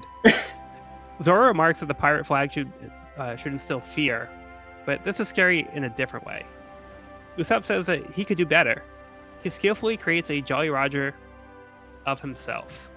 Using Luffy's original attempt as a basis, he creates one that everyone agrees is much better, so they paint it on the sail as well. After all that hard work, they decide to take a rest. All except Luffy, who's excited to try out their cannons. Luffy struggles to land a hit on the far-off rock. Usopp takes a crack at it. Using Luffy's previous shot to make adjustments, Usopp lands a direct hit on the rock. Luffy is impressed, so Usopp offers to have Luffy call him captain. But instead, Luffy designates him as their sharpshooter. They gather around and start planning for their trip to the Grand Line. They realize they still have a position that needs to be filled. Nami offers to be their cook for a price, but Luffy clarifies who's referring to a musician. Clearly, Luffy has different priorities. Just when things seem peaceful, they hear someone shouting from the deck, threatening to murder all of them. Luffy goes to investigate, but the intruder is not looking to talk and begins attacking. It's only one person, so the rest of the crew leave it to Luffy. Apparently, this person is here for revenge for his partner, but Luffy has no idea what he's talking about. Luffy beats his opponent just as Zoro makes his way out and recognizes the man as Johnny. Zoro asks where his partner Yosaku is. Johnny tells Zoro that he's dying. He was fine a few days ago, but then he became pale and his teeth started falling out. They were having him rest on the rock that Usopp shot the cannonball at. Johnny and Yosaku have been building a name for themselves as bounty hunters, and they're worried that he's going to die. Nami shouts at them to stop being stupid and orders for them to get some lime juice from the kitchen. Nami goes on to elaborate that he has scurvy due to lack of nutrition. He should be fine in a couple of days. Luffy and Usopp are impressed by her knowledge, but Nami says these are basic things that anyone should know if they're going to be out on the sea. Within a few moments, Yosaku seems to have made a quick recovery, although it's apparent he still needs more time to rest as he begins spurting blood. Back to the issue at hand, they still need a cook. Johnny happens to know that there's a floating restaurant nearby. They might be able to recruit someone. Word is, the man Zoro has been looking for, Hawkeye, also occasionally eats there. They make their way to the restaurant. Sean, what'd you think of this one? Oh, we're getting there. We're getting there. I still got to say, I know all the branding. You've got it right behind you, Joel. It's a quality flag, but I am a fan of Luffy's original design. I really think he just one and done. He nailed it, and I think it would be amazing if that was still the flag to this day. Like he really nailed it on the first round. I laughed out loud when I saw it. I want to get a t-shirt. I'm sure there's a t-shirt of that original design. Like, that's the one piece. I want to get a full flag of that. Like I love it. It's finished. Hilarious. Luffy's just like perfect. Nailed it. It's perfect. So nailed it. Done and done. And then Usopp presents his flag as the alternative. This is also pretty good. I love the crew's reactions, like, "Oh, or is it avant-garde?" And then, then Zoro, a pirate flag ought to inspire terror, and this flag is pretty scary. Yeah, some gold here. That was pretty hilarious. But then when they do figure it out, look at that ship. It's good stuff. Looking good. It's a whole new look. Yeah, it's a lot more marketable. I'll give them that. Yeah, they can start running ads somewhere for it, like branded merchandise.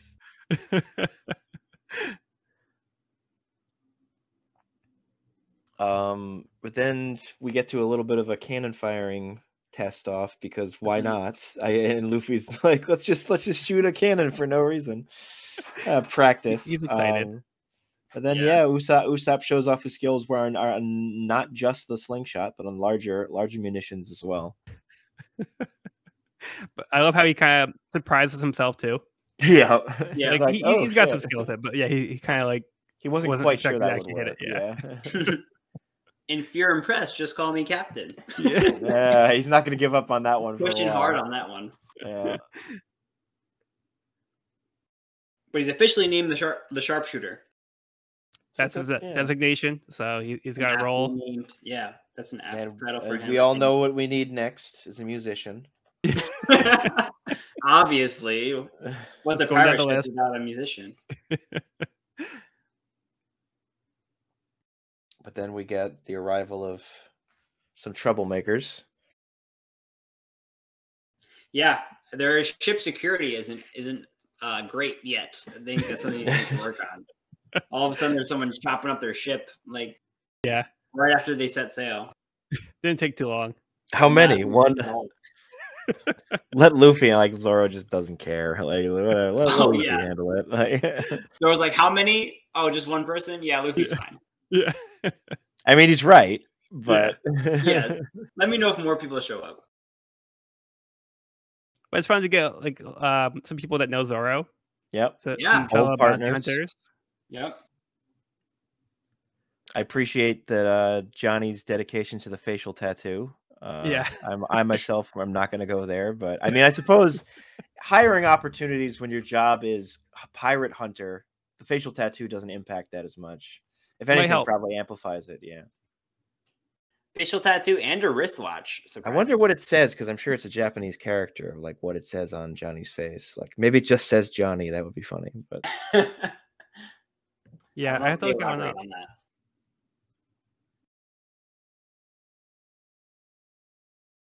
I appreciate his cool, like there's a term for Johnny's type of sword, like that wider sword. I like a cool separation from the more traditional katanas of Zoro. Yeah. A cutlass? No, I mean it's like it's wide, something. It says C, Umi. Oh, that makes sense. Umi. S-E-A. Yep. Yeah. Wait, what's that? The sword or the face tattoo? The face tattoo means C. C? Yep. Yeah. As in the C. Like, yeah. Okay. Cool. Yeah, I like how we address scurvy here. Yeah. And how everybody except for Nami is completely clueless about scurvy and how to treat it. Yeah. But yeah, this should be a pretty common thing to do. And I gotta admit, I don't think just chugging lime juice when you're that deep in scurvy is really gonna. It's a little too late at that point, but sure. Yeah. He's in the next cell. Yeah, though then he collapses 2 seconds after that. But we'll see other fantastical recoveries just a bit in the future. Not quite the same, yeah. But then we get hints of a couple things that he talks to them about, like, oh, maybe we should get a cook next. Yeah, a little bit more important than a musician. And Johnny lets them know where they might find one. Good thing there's a place nearby. Very convenient. Perfect. They also mention Hawkeye, who Zoro was mentioning. They do mention Hawkeye. That, and Zoro's face kind of lights up at that mention. Yeah. So he gets simultaneously excited and nervous, seemingly. He starts sweating. I wonder who that is, Evan. We'll see. We don't find out this volume. No, we don't.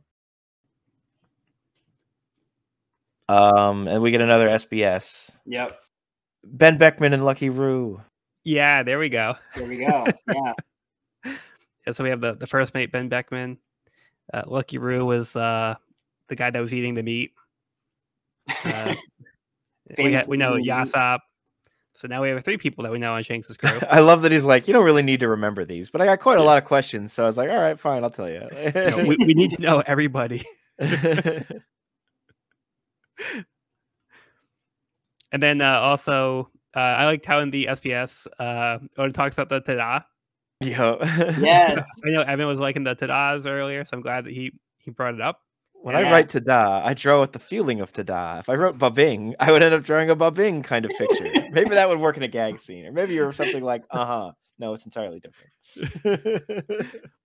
Yeah, so I almost mentioned it earlier when we're talking about like those different texts that was coming up, and like it seems like Oda's just going by like what kind of he feels in that moment what would work Yeah. there. So, which I think is great because I think that he doesn't always use Tada to introduce a hero, as we'll see in the coming chapters. But like he uses Doom sometimes, or Dadum, or Dadoom, whatever. I know you were talking kind of about the different sounds last episode, but yeah, it was kind of cool to get some insight onto his thoughts and process behind coming up with those different sound effects.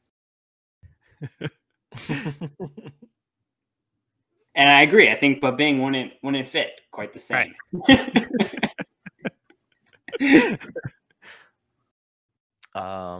What do you think of this restaurant coming up? Well, I mean, I think you know what this restaurant is, but at the time of reading it, where you're like, "Oh, that's okay," just out in the middle. Yeah, it's like right at the beginning of the next chapter, right? The giant fish-shaped restaurant. Barati. Barati. Yeah, it's kind of an interesting first impression. A giant floating fish restaurant. We'll get there when we get. Well, once we get to know the actual workings of the restaurant, I love it. I think it's amazing. Agreed. All right, so you want to move on to the next chapter? Yeah, it's such a great collection of human beings running this joint. All right, so let's get into it then. But before we do that, let's go into Buggy's crew after the battle, part 7, the island of random rare animals. Buggy crash lands on a familiar island with a strange forest made up of weird animals.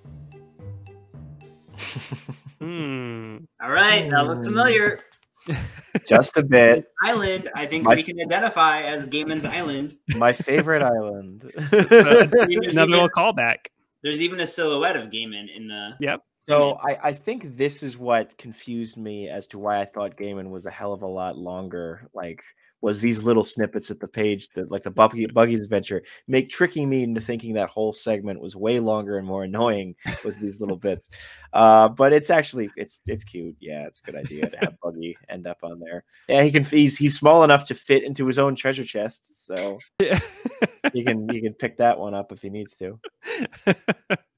I think he and Buggy would make a good couple, actually. I mean, Buggy with his giant, like fitting into his giant clown shoes and his giant pirate hat. Gaimon fitting into his chest. Yeah, so maybe Buggy can make like a makeshift body out of like this. Worth a try. Okay, so this is kind of what I was saying earlier about, like, I really hope that their paths cross, and now we're kind of seeing where Buggy is. He's at Gaiman's Island, which isn't too far behind where we are with Luffy and co. So I'm like hoping that these paths continue and eventually cross. Yeah, so it's like a nice little callback. So like you're saying, like he's kind of back where Luffy was, so we kind of have an idea of like where Buggy is in relation to them. But yeah. So nice little callback, just a place that we didn't spend too much time to, but we recognize just from these little snippets here. You get to see these fun creatures again.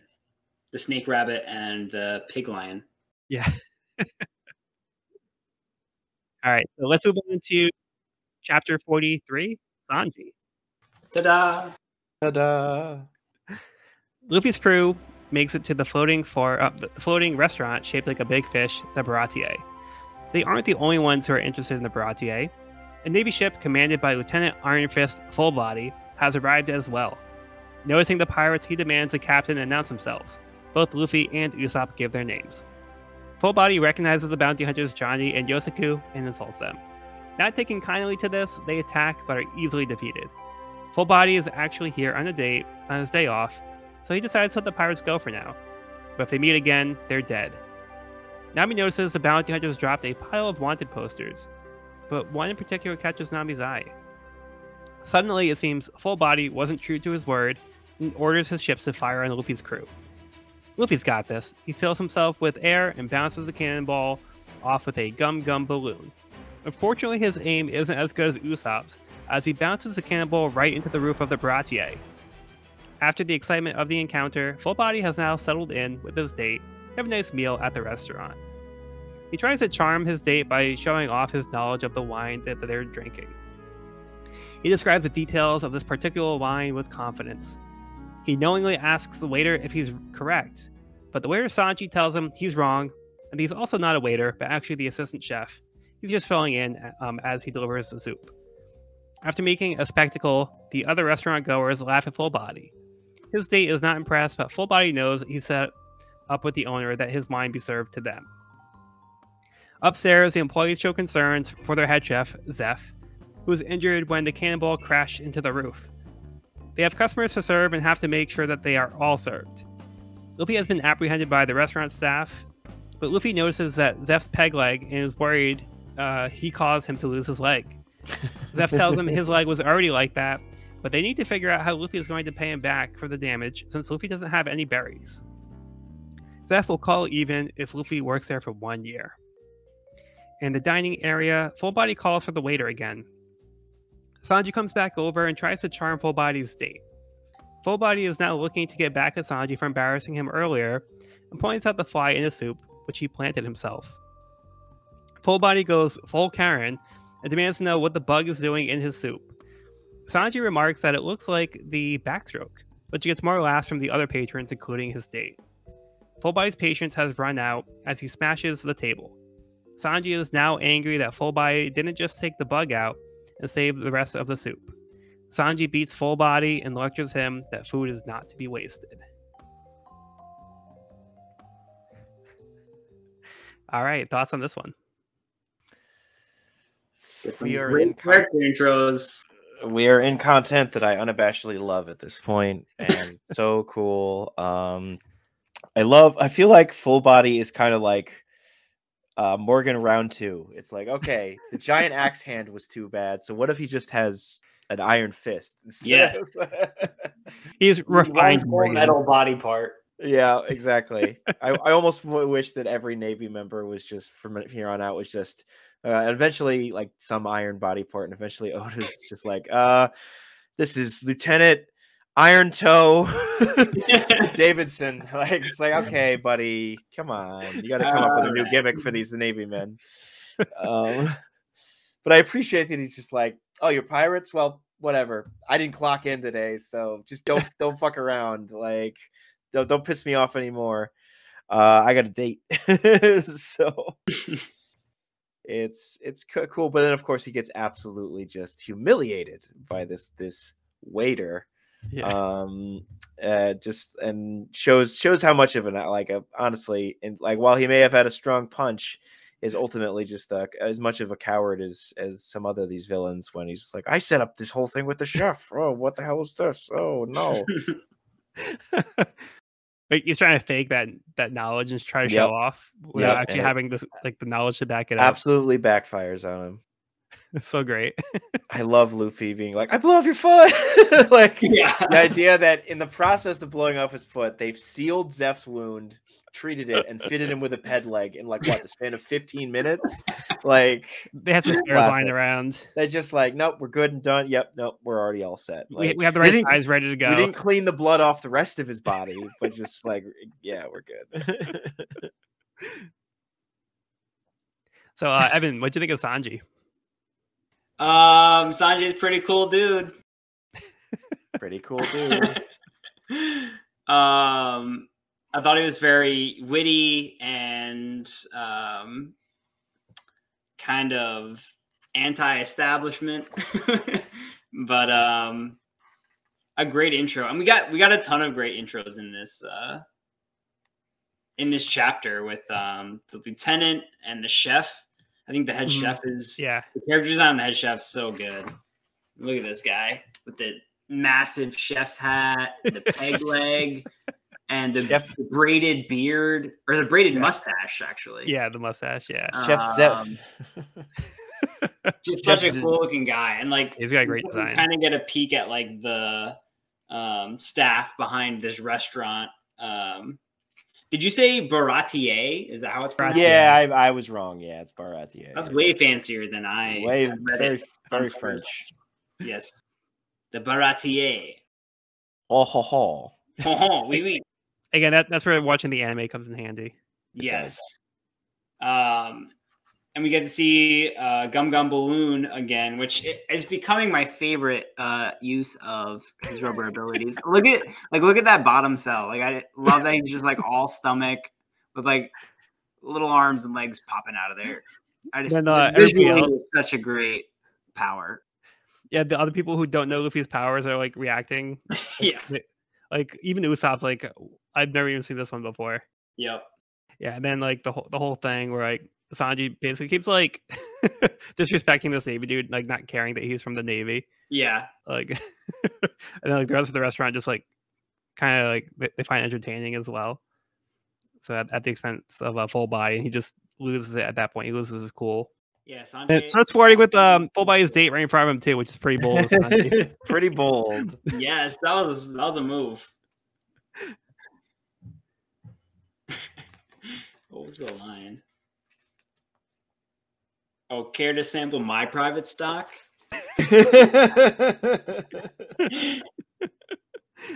That's Well, he then clarifies it's real wine.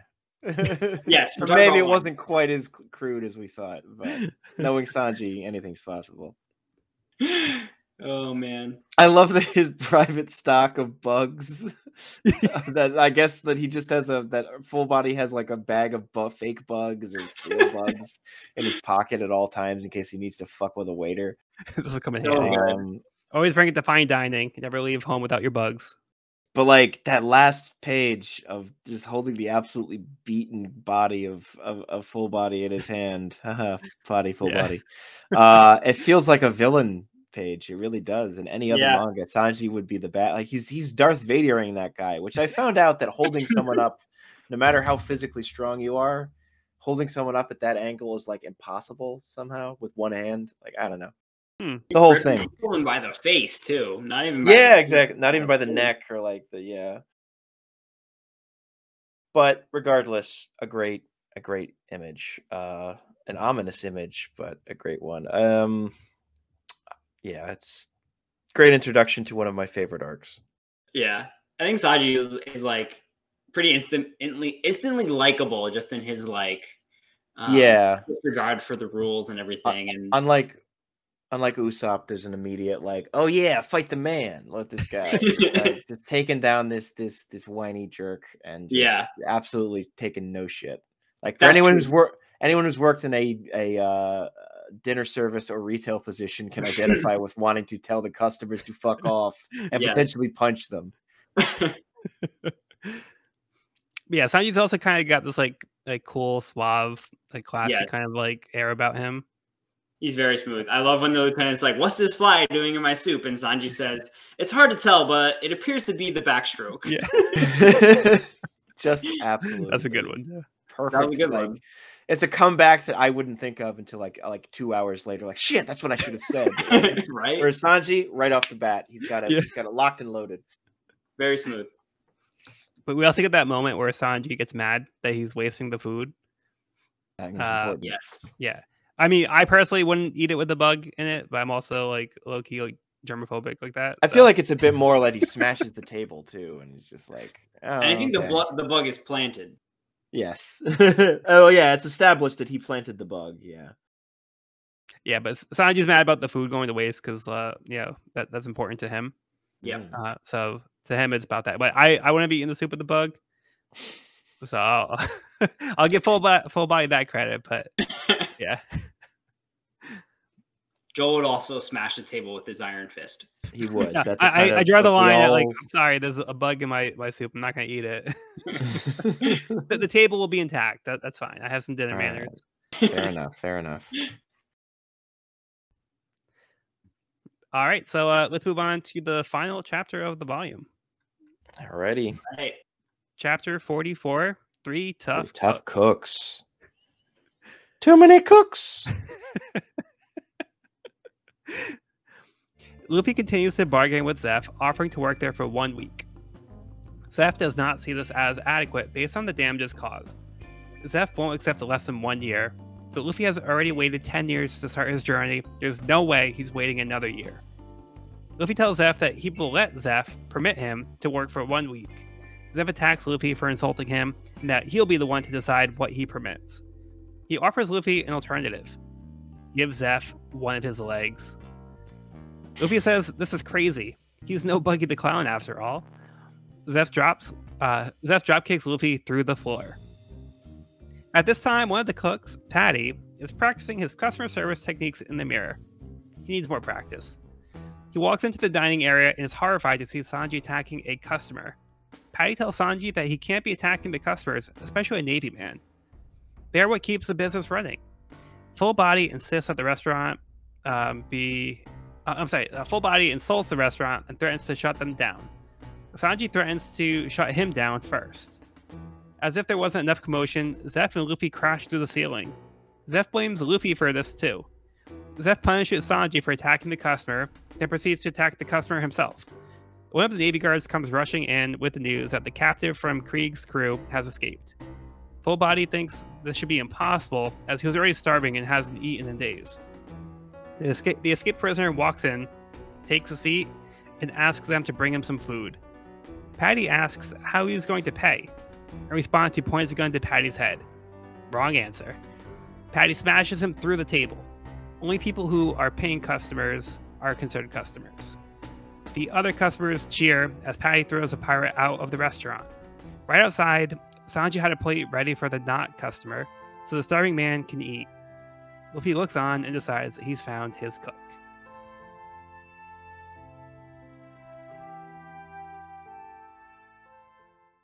Good stuff. What a restaurant. Yeah. Dinner and a show. Exactly. I didn't know if they'd make a more aggressive place to eat than the soup Nazi from Seinfeld, but they found Oda found a way. Like, yeah, with that chef peg leg kicking people. yes. I love how that was what was it? Special, what do you call it? I think it was the special peg leg kick. Special peg leg kick. Chef special peg leg kick. So good. I forgot to make this joke last chapter, so I will make it now, which is Chef Zeph Dimmadome, owner of the Barati Dimmadome. I love Zeph. I love that his two is year of work or leg. It's like, unless you have the reattachment devil fruit, I don't think that leg is getting back on there, Zeph. So at that point, it's just a trophy. But imagine like Zeph with like a stretchy leg, like with Luffy's mismatched leg. Like that would be kind of worth it, all of it. He uses that special peg leg kick on multiple people in this chapter. It's a reoccurring technique and effective. It's a popular move. But I like Zeph using the hat to like hit Luffy in the head from like across the bed. Yeah. Using the hat to great effect. I appreciate Patty's introduction and later reuse of Welcome Squid Face.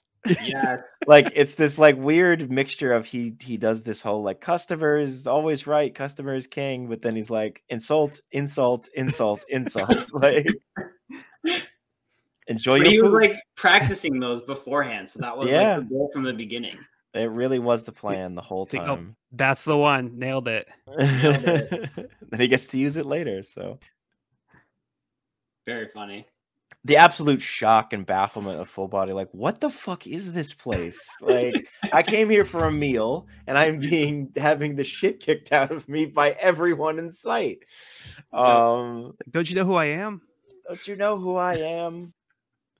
I'm Chef Full Body, owner of the private bug stock. And initially, Patty is very resistant. You can see the working relationship between Patty and Sanji is, shall we say, not great. Hey, crap cooker. Crap cooker, crap server.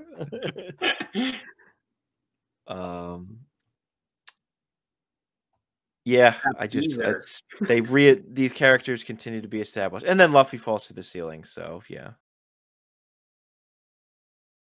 Yeah, I love when Luffy tells like Zeph what he'll like permit him. Like, I'll let me like work for 1 week. That's the most I'll let me do. Last deal. No takesies backsies. Like Luffy's negotiating tactics need a little bit of work here too. Just a bit. Yeah. Also, enter mysterious pirate. Who's one of my favorites? Drop a pirate of Krieg or Krieg's pirate. That's Yeah. the first name drop of that. We don't get much more than just that name drop. Yeah, well, they don't name him in this chapter, right, Joel? Yeah, so I don't. Yeah, they haven't named this character yet. Yeah. Ooh, but we do see the serpent, Jolly Roger. It's a solid logo. On the back of his coat. Yeah. It's like a snake wrapped around a mast or something. Yeah, it's kind of like snake with the crossbones, kind of. Yeah, that's really all we get. I do love. Hey, chef, his stomach's rumbling. That idiot. That was a fart. Just give me a little food. I'm not hungry. I'm just gassy. Yeah, that was a good moment too. Yeah. Yeah, and I like how Zeph blames Luffy for destroying the ceiling when he's the one that just smashed him right through it. That was totally on Zeph. They could use the stairs, but I guess the ceiling works too. Just add it onto Luffy's tab. You're right. 2 legs now. Yeah. Yeah, so they're kind of in a pickle. So yeah, their journey is kind of coming to a halt. They're looking to get a cook to move on, and now they're kind of stuck in the situation where they might have to stay here for a year. So yeah, that's where this volume leaves off. So we'll have to see, how they handle this one. I wonder. And Luffy does peg Sanji as his new cook at the very end too. Yeah. So a potential new crewmate there. Possibly. So Luffy has like this like ability to spot like good people. Yeah. That he's like, oh, I want them on my crew. And then he kind of like sets his eyes on his target, and he becomes like adamant. So regardless of whether or not they want to join, Luffy's like, I want you to join. Right. So he's very persistent about that. The decision has been made. You just weren't aware until now. I don't know what it looks like a maybe a bowl of rice and something. It's like not something very special, but I mean, to a starving man, you'd eat anything. But whatever he cooks him, I gotta admit, it looks tasty despite being probably just a bunch of rice and maybe some mushrooms or something. Yeah, like Sanji's food makes me hungry when they This will not be the last time. Yeah, I think it's like a risotto or something. Yeah, no, I'm not a huge fan, but again, if I was starving, I'll eat Full Body's bug collection at that point. I think we may have lost Evan. Yeah, I think so. Oh, darn it. I mean, we are near the end here, but let's see if we can get him back. Yeah, we're just wrapping up. Yeah, I mean, I can only assume Evan got so hungry that he had to log off and make some risotto right now. Call up Sanji. Oh, he's back. Oh no! Hey. Did I just drop out? Yes, we assumed you were very hungry and had to go make some food. Damn. No, it was just so random. I just I'm sorry. I thought like maybe the connection was lost or something, and I just got like booted out. Well, I think we're wrapping up. So yeah, we're gonna wrap up here. I think that's about it. Unless you have any closing thoughts. We're in it to win it now, boys. This is my first. I've told Joel, and this is the first. I've told Joel this is the arc that made me raise my eyebrow and go, "Wait a second, I love this manga." Yeah, it's not the one that made me go, "This is my favorite in this Shonen Jump," but it's one that made me go, "Oh, this is more than just a fun little read in between. It's only going to get better from here." And so much happens in this volume with like the conclusion of the Kuro arc and a lot ship, and they kind of form a new crew. We get a new crew member. They head off to this very interesting restaurant. Yelp review 1 star. Yelp review 5 stars. This was hilarious. Like for a while I used to see Full Body writing a 1-star Yelp review, like in between blood just gushing from his face. Like yeah, no, it was a great volume. And we get a little coming next volume at the end of this, which is like pretty intense. Oh, geez, I didn't even know about that. Don't even look at that. Don't even look at that. Don't even look at that. Wow, look at that though. I was like, don't look at it. Who put that page in there? What? Just remove that page from there. That's not supposed to be there. Spoiler alert. I mean, spoiler alert. I was like, what? Shit's about to get real. So Yeah, so I did want to get some rankings for the wrap up of the episode. Alrighty. So let's go to the villain rankings. So we've only had Buggy up to this point. Right. So we have Buggy right now as the S tier villain. So where do we want to put Kuro? Do we want to put him above or below Buggy? I like Kuro more personally. Really? I do. I like the debonair style. I like the gazes. I like the glimpses, and like he's more threatening to me than Buggy was, which it just helps that I mean it helps or something. I've just never been a huge fan of the clown aesthetic. But I like him. He's not as cool as he thinks he is. I'll say, like he thinks he's way hotter shit than he actually was, as Luffy proves. But yeah, I just like him more. He feels more threatening. It's not super far. Like they're pretty close. I'd still say they're both great villains, but I personally like Kuro more. Yes. Okay. Evan. I think that personally, I like the Buggy battle better than the Kuro battle. Like they both had their two henchmen. Like each of these bosses had two henchmen that Luffy had to fight before getting to fight the main boss. I don't know. I think the Devil Fruit versus Devil Fruit was like a really cool battle. Like it made for a very cool fight. And I don't know. I mean, I like Kuro's backstory, but I don't know. I think he had some like planning problems. I don't know. He just like I don't know. It was like all about like planning for all these years, but like really, was this other like hiding his secret identity the whole time, and I think I liked Buggy's like battle and Buggy's one-liners. I think Buggy had some like really solid, hilarious one-liners in that arc. I don't know. I think I'm gonna go Buggy. So I guess Joel gets to break the tie. Tiebreaker, okay. Joel. All right. So yeah, I think they're both great villains. I think they both serve their purpose in the story really well.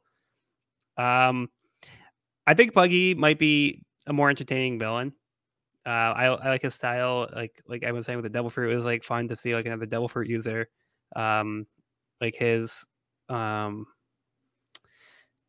style, I think is cool. I like his aesthetic. I like his personality. I think he's like a more like over the top fun villain. Whereas Kuro, I really like Kuro for like the kind of villain that he is. Like the reveal of him being a pirate is really cool. Yeah. Like I like his plan, his whole deal being like the man of like 1,000 plans. Like I like his whole shtick. But I'm gonna give it to Buggy. I'm gonna give Buggy the edge. But I really do like Kuro a lot. But yeah, so I'm gonna go with Buggy for my vote. Fair enough.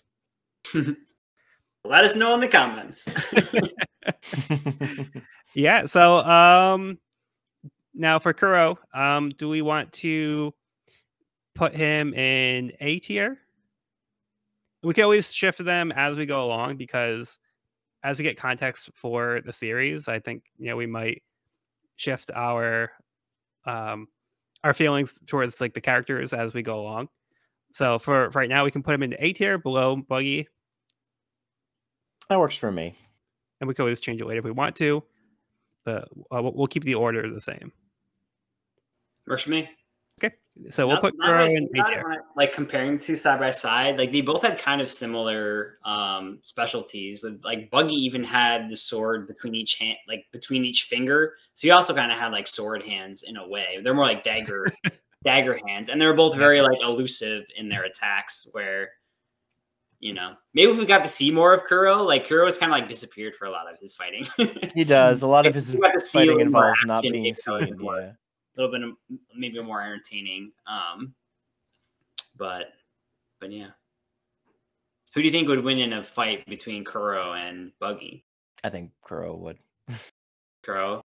Yeah, but then again, if Kuro could, the classic, who wins in a fight between Batman versus whoever? It's like, how much prep time does Batman have? I think that could factor in, is the idea of like, if you give Batman enough prep time, some people think he can win almost any fight. I think Captain Kuro of the Thousand Plans, if you tell him this is how Buggy fights, this is who he is, and this is what he does, I think he could come out. If they're just thrown together randomly, it's a bit more even. I'd still lean towards Kuro, but I could see an upset from Buggy. My only thing is with Kuro's main form of attack is blades, which is not very effective against Buggy. So I kind of feel like he kind of counters him in that way. But I don't know if Buggy would be fast enough to catch Kuro. So I don't know. It would. I think the fight would take a while. I think it would not be over quickly because I think that's a fair assessment. So let's go into the arc rankings. So you both had Romance Dawn as first and then Orange Town, and I had Orange Town as first and Romance Dawn as second. Where would you guys place Syrup Village, Sean? I'd say it's my favorite right now, but it's not going to last there for long. But yeah, I'd put it just above Romance Dawn, or like, I mean, they're all pretty close right now. There hasn't been a particularly weak arc. Okay, Gaiman, but it's like one chapter. But like, so if we're not counting it, then I can't really give you a definitive answer. I will say Syrup Village, just because there's some very good stuff in there, some great panels, some great art. But as far as like, it's not like a absolute certainty. It's more of just a gut feeling right now. Okay, so you'll put Syrup Village. I put it as my favorite yet. Yes. Okay, and Evan? I mean, I agree with Sean. I think there's like a lot of. I think they're all very close for starters. And I think the reason I really liked the first chapter was because of the team building and like getting to know the characters and that. And I think in this recent arc, I think the team grows, which is exciting, and they also get their ship. It becomes like more of a legitimate pirate crew, and I think I'd probably place it at the top, just because we're getting to see the team working together more, and the team's growing, and getting to see the merry go was very cool. I'll agree with Sean. I think that this is my new favorite arc. Cool. I'm right there with you guys. I'm going to also put Syrup Village as my number one right now. I think there's a lot of great character building for Usopp. Like the way that everything unfolded. Again, like I felt like this was like a moment in the anime for me where I felt like attached to the series at this point, and then like I was surprised by the reveals and how everything played out. Getting like Kuro's backstory and how that tied back to Morgan, so that was like paid off. And we get the like the Mary. So there's a lot of like exciting things that happen in this arc, and I like the way that it pays off.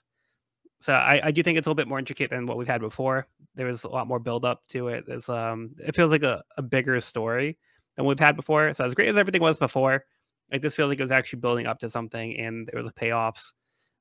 So yeah, I'll put this one as number one as well. Nice. So, does our favorite villain come from our least favorite arc? So far. Interesting.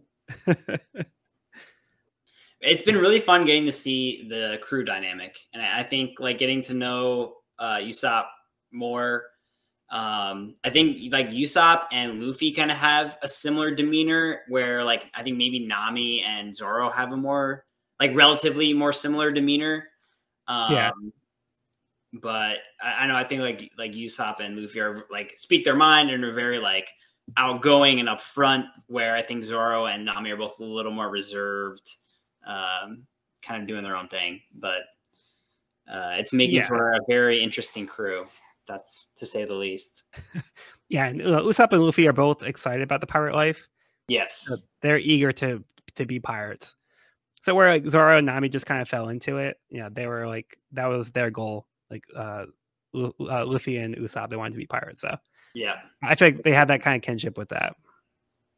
Definitely, and they both have like a like fatherly pirate figure Usopp direct, like literally has a father who is Yeah. a pirate, but I would say Luffy with red-haired Shanks is kind of like a fatherly figure who is a pirate.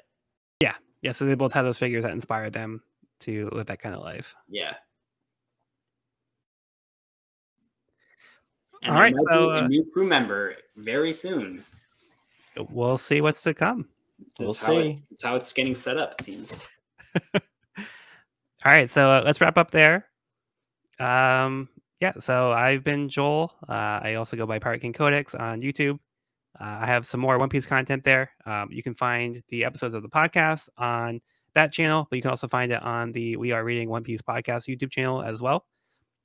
There's a link to each one on different pages. So if you want to avoid any spoilers, since this is your first time going through the series, the YouTube page dedicated to the podcast will be solely for that. So you don't have to worry about seeing anything that we haven't covered so far in the series. All right, and we also have Sean. Hello, this is Sean, Samael76 on Twitter. I'm excited to see what we're getting into next.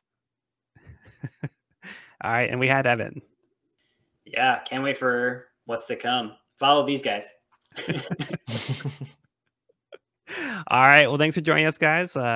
We hope that you bring on all of your hopes and dreams, and we'll see you in the next episode.